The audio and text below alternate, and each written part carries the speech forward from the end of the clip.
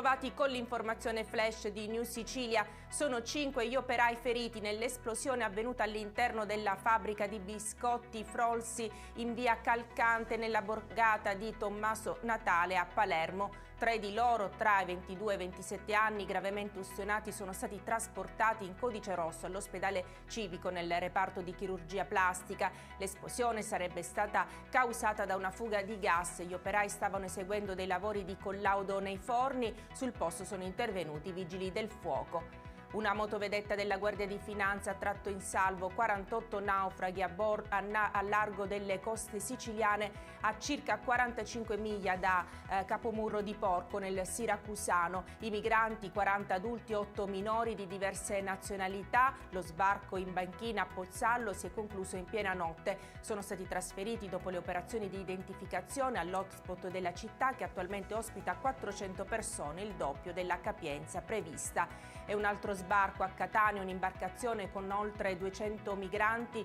a bordo ha attraccato al porto catanese al molo di Levante. Le persone sono state visitate dal personale sanitario della Croce Rossa presente sul posto per poi essere portati a bordo di alcuni autobus al Palaspedini, divenuto centro d'accoglienza della città etnea. E adesso la politica, caos nelle nomine degli assessori. Fratelli d'Italia insiste per il cambio della rosa, Schifani si oppone. In una nota affidata al capogruppo Luca Cannata e a nome dei 13 deputati e dei 2 coordinatori regionali Cannella e Pogliese, Fratelli d'Italia ritiene fondamentale dare nell'immediatezza un governo stabile alla regione siciliana, sottolineando la sintonia con le scelte del partito. Sarà il governatore a sciogliere il nodo. Schifani potrebbe firmare i decreti per l'affidamento delle deleghe già oggi. E con questa notizia è tutto, grazie per averci seguito e arrivederci.